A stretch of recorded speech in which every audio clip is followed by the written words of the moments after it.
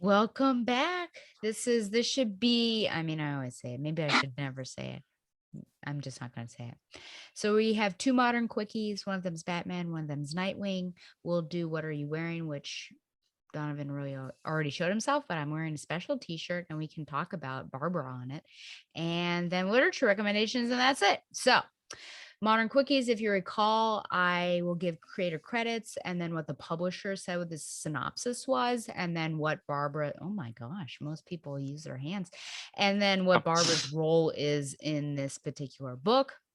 With Nightwing, we'll just probably flip through and talk about some things, but not too extensive. So we'll start with Batman 109, Cowardly Lot Part 4, writer James Tynion IV, artist Jorge, no, George Jimenez. It is Uh, George. It's George. is it Jimenez? Huh?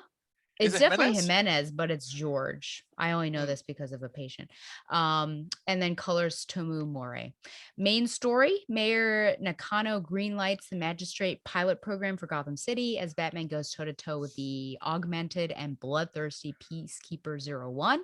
It's a brutal battle for the ages, but what secrets does Harley Quinn hold about the man beneath the armor, Sean Mahoney? And how does this all play into the Scarecrow's hands? Back up. Ghostmaker is fighting through incredible odds to reach the nefarious Madam Web, Madam Midas, but will his next opponent, Brainstorm, be impossible to overcome? Brainstorm is one of the aliens in Ben 10. That's kind of funny. So Barbara, she updates Bruce on what has happened in the city because he's finally gotten rid of his matches Malone. He's been incommunicado, and the threat of the scarecrow attack while he was on his little field trip to Wonderland, as she says. She's also eating some shawarma. If you remember, shawarma became very big after the Avengers film. Everyone wanted to eat shawarma. Batman tells her to contact Ghostmaker and get Batman some info on Simon Saint. And Batman says that Ghostmaker isn't susceptible to fear toxin in the way that some members of the Batman family are, because she actually says, why do we have to reach out to Ghostmaker when you have a bunch of other people that could help you? And it's like, no, no, no, they're susceptible to fear, and this guy isn't. So that was interesting. Mm. And Oracle basically has to bust her way into Ghostmaker's system to actually talk to him. So she's really got to work her technological magic. So that's basically it. I think she's still wearing the same outfit that she did 3 parts ago, which is fine. Maybe it's one night. We can allow this. Okay. And then we've got Nightwing 81, Leaping into the Light Part 4, writer Tom Taylor, artist Bruno Redondo, and colors Adriano Lucas. Dick Grayson trades out his Eskrima sticks for a magnifying glasses, okay, and a sleuth hat to investigate Bloodhaven's new mayor, Melinda Zuko, and find out how the daughter of the man who murdered Dick's parents came to power in Nightwing City. But his investigative adventure is cut short when he comes face to face with the most horrendous villain in the history of Bloodhaven, Heartless. Oh, would you agree? As someone who knows Nightwing, is that the most horrendous villain he's ever faced in Bloodhaven, I suppose? Kind of Uh, interesting. That's an extreme statement to make. my mind is going through the Rolodex of Nightwing Rose galleries. I mean, I guess that like cutting hearts out of the homeless people is pretty bad. Yeah. Uh, let's see. Torque wasn't doing that. Brutal wasn't doing that. Oh, Brutal. Double Dare wasn't doing that. Uh I mean, he has so much more to go, but we'll see. We'll see indeed. Okay. So we mentioned this, or in passing, I guess we mentioned it, but Barbara, if I scroll, there's It's a Barbara. jerk. How dare you say that? But Barbara here, my first, maybe I'll come back to it, gosh, because apparently I'm going to have to flip through a bunch of stuff. I will say, oh, I should have said that in the beginning. Yeah, Oracle can't see what Nightwing is up against since Heartless has his clothing covered in infrared lights and it's blinding the camera. Mm. If you remember, she's looped in basically to his gear, his mask. And Dick has to narrate the fight to her, which is funny, mainly because Heartless is saying, do you normally narrate your fights? And later in the fight, she actually patches in the Maritime Distress Channel, and the boats are named after previous Nightwing Yes, they are. writers. So Devin, of course, was one of the first ones that I had. Yeah, Devin and Tim what else do we Seeley, have? Yep, Jurgens. Rick Uh, Leonardi. yeah, Fernandez. I did not recognize. Yeah, Fernandez, I is was one of the artists from Nightwing Rebirth. The one Oh, I okay. missed out on when I wrote my review was Constant, and that was the name of a creator during Oh, yeah, uh Constantine. it was from what Future State. Oh, okay. Gotcha. And it yeah, the whole thing, if anyone has seen Dunkirk, it certainly felt like that, where basically it was like an all call, like, "Please come and help. We've got these kids on this pier." And then Nightwing was really it was a great scene though, because no one's responding, and Nightwing has such faith in the city, like, "Please come to our aid," and then they do. So that was great. And okay, here we are. Oh Yes. God. And I was prepared for something because Donovan he usually gets review copies, and he says, pay attention to, he texted me and said, pay attention to Barbara's shirt and let me know if you haven't. And yeah, so it's that slapping scene. And of course she's pulling it off with a nice little blazer. But do you think that there should have been a conversation, or Dick should have said, why are you wearing that? And he wakes up from a concussion, and like that's the first thing he sees, and she's like, "Yeah, what?" And and like I don't when she Oh, says, "I have three," I know this references like their names, which is a nice line, but it's also like yes. three copies of their shirt. But like I do like the little blink and you miss it visual references. It's funny, and again, like I like the fact that like this is not really the point we're talking about. But, like so far, the supporting cast is like Dick, Babs, and Tim. Yeah. That's really awesome. Yeah. I love it. And those are, and it's interesting to think back to, we did Bruce Jerk Murderer, Yeah. and those sort of that triangle of Bruce, this Bruce wouldn't murder, Bruce may have, Bruce is, acting a bit Hmm. weird, and it was those three, it was those three people having those challenging conversations. So it's nice to have these, and they all have distinct relationships with each other. So I agree. And then the dog is really, it's catching on. So now Bitewing, and Dick also wants to name her Haley. And so that's, yeah, where Robin has. That's interesting. Robin, wouldn't he also have three names? Or does he like consider Red Robin defunct now? Or that didn't That's a exist? good point. Well, yeah, because obviously, like two names is like their secret identities, but it's also like with Bart, like I have three, like Babs, Bart, Batgirl, and Oracle. With Tim, it would be like either Tim or Robin, or Tim, Red Robin, Drake, Oh, or that's, yeah. Robin. Yeah. So who knows? Man, this Babs artwork is also good. looks, what'd you say? This artwork is awesome. Oh, I agree. I was just about to say, like, yeah, it's beautiful, and the layouts and things. I think there's another scene of him. Yeah, like this. I like these little sort of schematic, no, I guess not really schematic, but showing what he is doing very Yeah, precisely in the motions and physics and based. his agreement sticks are much more functional now. They usually Yeah, were yeah. just like martial arts artists items, but now they're like they can do a lot more things, which is kind of cool. Yes. I was going to sort of critique, I guess, this, just that Barbara is looking into the new Mayor Zuko. I found it a little unbelievable that she can't find unredacted files. I mean, she's broken into all sorts of, I think she broke into the NSA. She's breaking into the Pentagon and using their satellite system and Birds of Prey. So I feel like she could break into the FBI and find a copy that was before a magic marker took to it. But that's just me and being really nitpicky on Barbara Gordon stuff.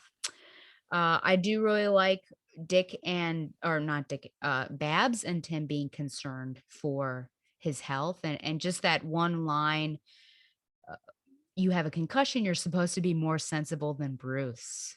And Right. Tim being the one to say that. Yeah. So I just love, not only having these two. co-workers and working alongside him, but also being family members and friends and really holding him accountable and keeping track of him and also showing care and everything. So I think it's such a multi-dimensional relationship that we're seeing in this book between the main character and his cast. Couple points. Yeah, please. One, that panel of Dick that we're looking at is really hunky. Even I'll admit that. Thank you. Also, and this is a Do detail we that have like any butt shots, by the way, in this? Oh, maybe when he's Nightwing. I mean, it's not like Yeah, nah. no, it's not a scene of like him needing a shot in Oracle administering or whatever. But like also this is a detail that hardcore Dick Grayson fans always point out. Like if you're a big time like my personality is like Dick Grayson fans, this is what they point out. He has just as many scars as Bruce Wayne on his body. Mm, And Bruno Redondo has consistently depicted that, which shows not only that's interesting, which makes sense because he's been fighting crime since he was a kid, but yeah. also like they're all about that level of his life. Also, but really, my second point is that like when Tim says you're supposed to be more sensible than Bruce, this is kind of the funny thing about these characters because yeah, he is, but Dick is similar to Bruce in some ways as well. And sometimes people, when I say people, I mean like members of Bat Family tend to forget that. You know, they were the dynamic duo for a while. Every now and then, Dick will act like Bruce in ways which are kind of unexpected and in kind of being determined to track somebody down at the cost of their own health. You know, Dick was raised in a household where that was like standard fare. So, you know, Yeah, I thought and I that, I think thought that's yeah, a neat character beat. absolutely, yeah, and those are the 2 characters, I think, Babs and Tim, that would call him out on that, like, "Hey." Yeah, because they did not grow up in Wayne Manor. Yeah, how about you don't do that? I love this scene, I think it's so cute, like, they're finally bonding because it's taken a couple issues that basically the dog has just been a yapper, but just to have Haley slash Bitewing sleeping with him, and it's like, "Oh, look at this." So I think that this is a cute little I think it changes Dick's dynamic a bit as a character just to have this dog with him. So and then, of course, still wearing Barbara's camera. So I really love that because she's asking him like, "Where are you? What are you doing right now?" And he's like, yeah, I'm resting." And then "You're still wearing your camera. I may have forgotten that." And then she says, "Well, yeah, because you have a head injury and all." So just a, It's a like that fun scene from back and forth. it's like that scene from the last issue where it's like, "So Barbara slept over, huh? You know I'm still on this channel, right?" Oh, I love that little Chibli or what Chibli? Chibli? Chibi, yeah, Chibi Yeah. Barbara. And then you have a member of the Wakandan Dora Milaje. yes, thank you, right there. And on your left, I love that. I mean, I thought immediately of Captain America and Falcon on your left, but I love how she's the one who can see it when he's not. So definitely helping out. And I think the last thing was just very shocking. And I said, the fudge, she's his sister. Basically, Yeah, like, this what? we're really going to have to see where this goes because Yeah. I was like, okay, in Taylor's defense, you know, he's had 3 issues of steady buildup where we introduce the characters we love. You know, he's not been going crazy with like this. I think it's a problem with new writers when they come into a popular character. They introduce new things far too quickly. You know, Mm, oh, we're changing things. You know, I think the smart thing was that Taylor kind of had us reintroduces the characters. We felt comfortable, and now here's his big storyline twist, and he's absolutely within his means to do that. I was talking about this with Josh. Uh, we've reestablished repeatedly that like Dick's family is a Bat family. So what place would a oh, surprise interesting. long lost sister Yeah. have in his supporting cast? So I Oof. trust Taylor to figure this out, but right now I'm very ambivalent about this, as well as the fact that like this character has connections to not only John Grayson but Tony Zuko and Boss Maroni. Yeah. So that is a lot at once. So I'm willing to see where it goes, but I was like, ooh, I don't know, but this guy's earned my trust, so I'm willing to go in here blindfolded. Does that change the character greatly? The fact that I mean, just to find out that, oh, my father had an affair potentially with some other woman. We'll I see. mean, do you think that that's something that will irrevocably change the character or is it negligible? Uh, I mean, we'll see. I mean, like, because he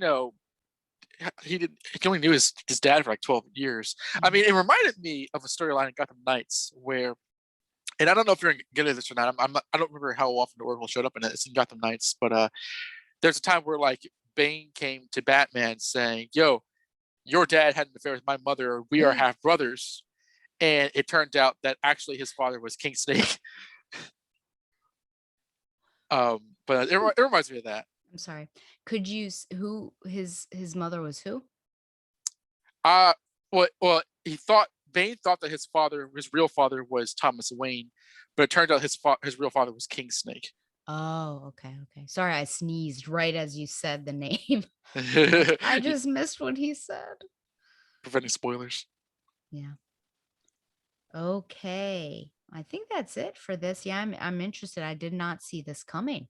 And then Yeah. she's just like, normally in comics something prevents the hero's mask from being taken off. So like how it's already off was really shocking as well. It's like, Yeah. uh-oh. I was like, should that happen? Now it's happened. I remember the first miniseries where Dick gets this black and blue costume. Someone like he's captured and his mask is immediately taken off. Oh So dear. it's like you think after all these years you would fix that, but whatever. I guess not. Okay. And I think that's it. I think that's it for that. So we're both still digging it. And Tom is also really enjoying it as well. So I'll speak for him. Oh yeah, it's a fantastic run so far. Absolutely. Okay, so the what are you wearing? Now this is you're not going to be able to see the whole thing, but it's superheroes have issues too. So they have examples of different things. Anger management, Hothead, painfully all that. shy. Yeah. So Barbara says it's right at the bottom. It says Mrs. Right now. So I take issue with this. What man wrote that? I know that's what I'm saying. Number one, the fact that it says Mrs. I think because she's a feminist, I would probably say it would have to be MS period. And then also, I don't think I've ever seen her like that. It's not like she leaps into danger with now, apart from like her first case. She always does her detectiving work. I'm speaking from Bronze Age of when, because she's in the gray. Well, she's in the blue cow, so I assume it's probably the gray and blue. But I just don't see that that's her at all. I don't know what's happening. I don't know what moniker or issue I would give her, but I would not give her Mrs. Right now. Bookworm. Yeah, that could be Ms. Bookworm, Ms. Overachiever, maybe. Ms. Anal Retentive. I don't know. Something like that. Miss I told you so. Yeah, not this. I'm like, you don't know her at all. And then Penguin is morbidly obese. I didn't think he was that big. kind of body shaming. Yeah. But my favorite, I think, is Dark Side. It says need a hug. That one's my favorite. That's I'm funny. like, that would fix everything. Okay, our final segment is literature recommendations. Since you're the guest, you can go first. What have you been reading?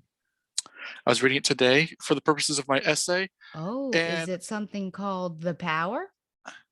uh, it's on the list. Yours? Um, did I bring that book up? Yeah, here it is. I don't know if I was telling this to Harold the other day. Oh, Uh, can you read that, or is it yeah, backwards? Sexual Ideology in the Works of Alan Moore. Yes. This was one of the two essays on the Killing Joke that I read, and because there is or there can be very queer readings into Batman and Joker's relationship. Mm-hmm. And so I was kind of reading that to see if there's anything I can kind of like gleam upon. And the essay here actually kind of just it compares a shared it says there's a shared conversation between them in The Killing Joke and the movie The Dark Knight. It was good, but it wasn't so much into the heteronormative homosexual connection between the two of them. Is that a recent thing, or has there always been sort of homoerotic attraction between the two that I writers, or like was subtly or non-subtly? I mean, Snyder did it non-subtly. well, what it is not so much attraction, but it's kind of like what they represent, and that representation compares and contrasts. I think the most out there, like psychological recognition of it was probably started in Dark Knight Returns. Because Frank Miller said that like the way he depicted Joker was pretty much. He said that the quote was he was a homophobic nightmare. Mm. Like the idea was that he was so obsessed with Batman that it came out into straight up like gay love, and like Batman, who's typically seen as this like DC Comics like rigid masculine figure, is like, oh no, like thematically. Yeah. And since then, writers kind of gone back and forth around it. I mentioned this when you and I did the Killing Joke episode. I reread this essay where popular theory is like, oh, Batman kills Joker at the end of the Killing Joke. It's like, well, actually, this essay posits that he could kiss him because Batman reaching out and trying to rehabilitate the Joker throughout the entire thing is representative of the two characters penetrating gender norms. Mm. Especially in the realm of comic book regularity. Like, you learn how to become a person by reading comic books. These are how people act, even if they're in costumes and such. And especially with them, like Joker, he has festival colors and stuff. He weaponizes flowers. He weaponizes things that people think are safe and fun. Whereas Batman, into the whole like dressing in dark leather kind of thing. While as Bruce Wayne's much more of an act, much more of a gender performance. There's a lot of you can read into a lot of things through that way. In the book that I am reviewing for Dustin, Contested Sexuality, goes a lot into how there's a lot of gender performance with Batman. How like James Bond on his own time, sleeps with women and buys expensive cars and watches and stuff. But Bruce Wayne does that so people thinks that he cares about that. He puts on this performance that he basically puts on a James Bond performance while he goes into his closet and then changes his clothes. And so I've been reading a lot of this just because it's interesting, and also there's a lot to say still about Batman and sexuality. So, well, if DC won't allow pelvic affiliation between Catwoman and Batman, I doubt that they're going to allow a smooch between Joker and Batman on screen. I saw a clip from the new Long Hollywood, the Long Hollywood, Long Hollywood, yes, the Long Halloween movie, where I think that like the Joker is like running around causing havoc towards Carmine Falcone. I think at one point he like smooches him in the mouth, and I was like, "Oh, okay, I guess we're here now." Interesting. The thing that turns me off immediately from that is the animation. Yes, because I guess I would have expected it to look like Tim Sale's artwork. I really don't like that they have just not embraced. And I understand animation is hard. But like I remember when they were advertising the Killing Joke movie, and like it didn't look at all like Brian Bolland. I know they can't exactly do that, but I just kind of looked around the middle. I was like, okay, this is a cop out. And with Tim Sale, yeah, he's another extreme artist, but it's not distinctive. And I've seen clips of the animation. I've not seen the movie yet, but it's very stilted. Like characters will be completely straight, and then like their limbs will kind of move back and forth, like it's like a motion comic. And I was like, okay, this is just annoying. And so much of the comic book reading experience is atmosphere. If you recreate the atmosphere, then that's where it is. Like I honestly think that the best comic book adaptation that they've done is the Dark Knight Returns, specifically the third chapter where he is fighting the Joker, because that feels like the comic book. But a lot of times they have a hard time replicating how it looks because they need to streamline it for animation. And I think they're kind of like just ending up being an inferior product, except for some cases like Under the Red Hood or A New Frontier. I thought it was pretty yeah, I mean, yeah, I would say that really stands out as a very specific art style, and they were able to capture it. So absolutely. I don't know. I guess it's like the art house. Is that what it's called? Or art? I don't know. House style. That's kind of what they're just like. In-house style. Yeah. Because I've not watched their Justice Society one, the Superman one, but they look exactly the same. Like they're very thick lines, limited thing. Any other books that you're reading? I'll let you know when I start the Power, because I'm almost done with Gravity Falls. Okay, yeah. And then once you finish the Power, I'll watch Jimmy Neutron. What's it called? Not even Steven I watched Jimmy Universe. Neutron. Steven Universe. Yeah, we'll see. I made you a promise, but it's taking I follow through on my promises. Okay, so of course I've read a bunch. I finally read the new Jim Crow, Mass Incarceration in the Age of Color Blindness by Michelle Alexander. So I learned a great deal with that. And now I'm listening to season 3, or I'm about to finish season 3 of Serial, and that takes place at looking at some court cases and courthouses and everything. And so I'm seeing a lot of that. And also, Virginia is about to legalize marijuana. And so I was thinking to myself, what happens when you legalize marijuana and you have a bunch of people in jail who have had marijuana on them? Do they get freed? Hmm. But anyway, yeah, I mean, here's hoping for some change there. I thought you had already read the new Jim Crow for whatever I reason. did not. So I've been going through my racial activism books, and so that one, I didn't even know about it until who mentioned it? Harry's Mm, read it. yeah, I can't remember. It may have been stamped from the beginning. I heard about it in another book, and so I was Mm. like, oh, I should read this. Was it We're 8 Years of Power? It could have been. It could have been that one. Sometimes now there's like overlap now with all of them, so I'm like, oh yeah, I've heard this information before, which is good to refresh. So I read 3 I just as like, oh, I'm taking a break, 3 suspense mystery romance novels in a series that I like. It's been a while since I've read from them. They're all by the same author, Julie Garwood. So Sweet Talk, Hot Shot, and Fast Track. So hey man, I'm not ashamed to read this.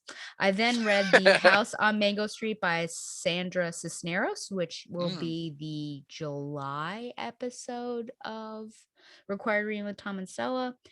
Daughter of a Queen by Sarah Bird, um, which I enjoyed more than I thought I would because I'm sort of burned out on Civil War stuff, but this was actually good and follows a real life woman.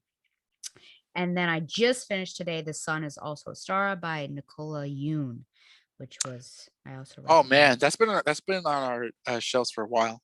Yeah, I had read Everything, and then I saw this. One of my friends is moving to Philadelphia, and she had some books she was giving him. I was like, "Oh, I've heard of this," and she said it was good, so I took a recommendation. I enjoyed it.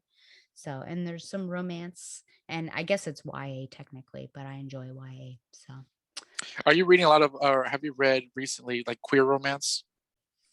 I haven't read too many. So there's one that popped up randomly on my Amazon called Some Girls Do, which I think is about it takes place in high school, and I think there's a lesbian and then a closeted bisexual.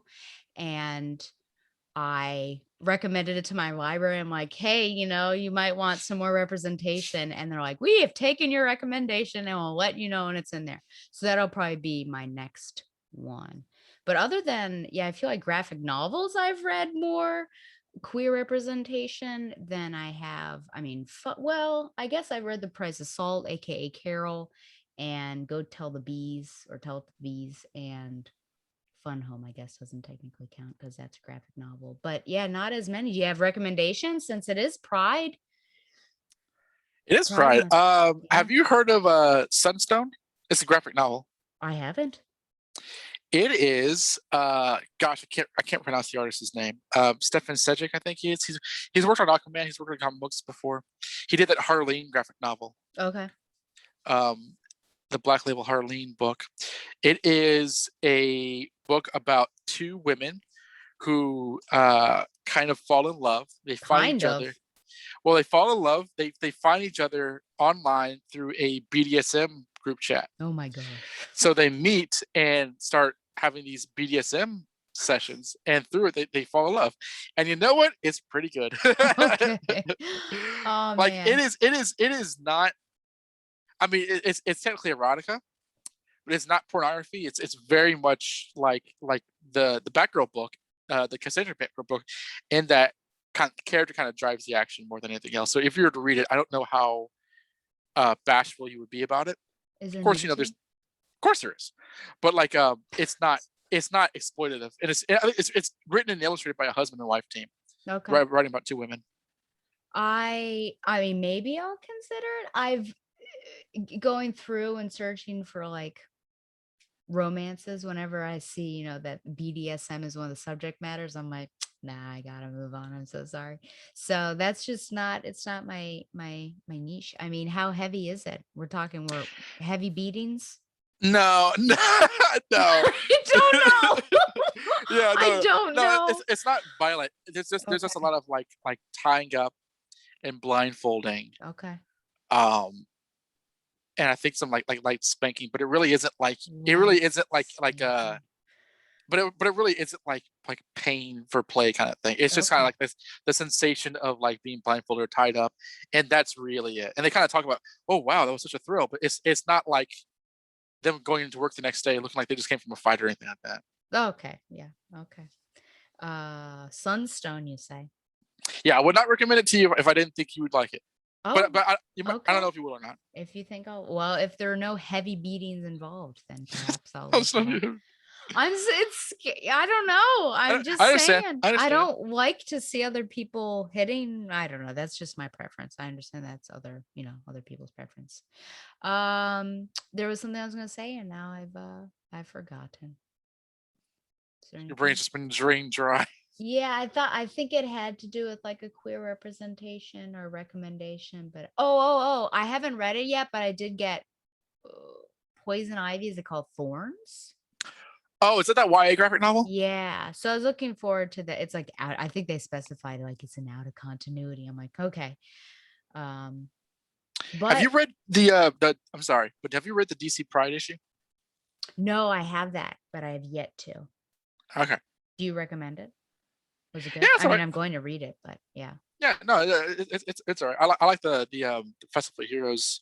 Well, I was more invested in that one, but this one's fine. I would honestly like the queer heroes in DC.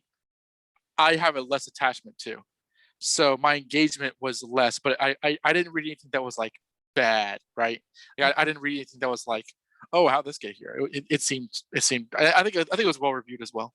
I feel like part of the reason why, I mean, I'm just adding feelings to you that you may not have, but I could totally see you not being connected to them because I feel like they've not been dealt with well. I think Marvel has a good handle on its queer characters, but DC, besides, I feel like Kate is the most fleshed out character. But I was looking through those and I almost rolled I probably did roll my eyes at Alan Scott. And I thought, oh, yeah, let me think back to when they brought him out and then killed his lover in the first issue. So they just don't have a handle on it. So I'm glad they're doing this. Maybe that'll be a good incentive um to do that. And I feel like they've got queer characters that are really popular, but they don't focus on their queerness. Like Wonder Woman, you could probably do Uh something. huh. Catwoman, like I'm saying. Um, but Every yes, I woman don't know. in Gotham City except for Barbara Gordon. That might be true. I think I counted at one point. I'm like, damn. Oh, okay. Well, yeah, I guess we could have done something more. I'm sorry we didn't do something more pride related. We could have. Listen to my podcast. There you go. Yes. Yeah. So before you go, thank you, by the way, for coming on and defending Cassandra and answering my demands, my demanding Always. questions. Please tell us where we can find and support you. I know quinoa. Quinoa is alive and well. Yes, we sow and raise the grain of quinoa I'm so glad. on quinoancers.com. Myself and Harrison the Garrison shoot. We discuss whatever. I mean, next we had this great episode with some guests on concerning asexual representation. Not only do we talk about the fact of it, but we pondered who in fiction is asexual. That's not been said yet, and that was fun. But that episode as a whole, it was one of the best we've done all year. And as of this recording, the next one we're going to do is on critical race theory to satisfy my anger. Um, and yeah, cuteandwishes.com. I'm also a review Nightwing for the Batman Universe.net. You can see me on Twitter, DonoDMG1, and my articles are still posted on DC Infinite if you're interested in reading those. Thank you for having me Maybe, on. oh, my pleasure. Maybe we, as in you on quinoa, because you do random commentaries anyway, should do a commentary on Alien 4. And it would be interesting because you would have no well, you've seen Alien and Aliens, but to see 4 would be another beast altogether. And then of course Harold would be there defending it and I would be there shaking. Which one? What's is it just called Alien 4? I think it's called Alien Resurrection. I can't remember. It also has that shoplifter. I can't remember her name now. Oh, Winona Ryder. Wasn't that right? Yes, Winona The Ryder is in it. shoplifter. I'm so sorry, Winona. I know that you've paid your penance for that, but you It always. also has that shoplifter. You see her on a wanted sign right there. It's like Cassandra, that little assassin. Yes. So there you She's go. known as Cass on the streets. Yeah. Yep. Uh, Well, yeah, I look forward to that. Do you talk about asexuality we hit it specifically, all. and then you go off and you talk about representation and what characters could be? Yeah, no, and it's all down to our guests, Alex Jaffe and Professor Chris Creary. Like they just go Oh. into it. They talk about their personal experiences, how they see it, the different delineations, how it's utilized, what uh, alleged straights like you and I should be doing as allies. But it's a really fun conversation. It's not very like academic or uh, stoic. And we get into various characters. And it's just I don't know. It was like a really spirited conversation that I think was very universal, while also extremely educational. And yeah, no, it was a fun time. I might listen to it again just because it was done so well. And like I know Harry and I tend to go on a lot. I don't really have a lot of regrets about that, but sometimes short episodes are much more useful. And this was like about an hour and change, so I think that like it's a nice, digestible, solid, educational, entertaining recording that we did. I can't wait. I'd love to hear what their thoughts are on a YA book I read 2 years ago called Let's Talk About Love, and and it has an asexual woman or I guess young lady as its lead. And I had some trouble with it. I was like, I don't know about this, but I'd like to hear, what they have to say. But I think that's great because I think a lot of people don't really think about asexual people. Um, and that because you kind of cut off LGBT and like those are the letters that you That's a mostly, gigantic talking point. and then what is it question mark? And I think everyone has this idea, but really, I mean, correct me if I'm wrong, but I feel like asexuality, even though sexuality overall has a spectrum, I feel like asexuality also has its own spectrum of like, what does that mean for me? And how does this, how do I, Oh yeah. I won't say much beyond that because I want people to listen to the episode, but we get Yes. all into it. It's not just one imaginable thing. Absolutely. Yeah. Okay. Well, remember you can send any questions or comments to batgirltheoracle@gmail.com. Where can they reach you if they have problems with what your girl did to Barbara? KeenanWest@gmail.com and then say, "Dear Harry." We hate Cassandra's paralyzation of Barbara. I hope they do. You can also find the show on Google Play and Stitcher. I should go on 4chan, what's it called, and ask for trolls. Trolls, could you? No, because they'll storm my capital. I know, I won't do it. You can find the show on Google Play and Stitcher, like the show on Facebook, or follow it on Twitter at Batgirl the Oracle. Subscribe to the show on YouTube for an uncut version, as you've been seeing. Follow the Batman universe on Facebook and Twitter as well, and support the Batman universe by subscribing to Patreon. Once again, thanks to Mile High Comics for sponsoring Batgirl the Oracle, the Barbara Gordon podcast. And until next time, which will be Bruce Jerk Fugitive. The last time we see Donovan on this show. Well, what do we say? Fly on, Babs, and fight on, cast lovers. Okay, we don't say that. We say fly on, Babs lovers. Flee on, Bruce Wayne murderer. Oh, Bruce Jerk.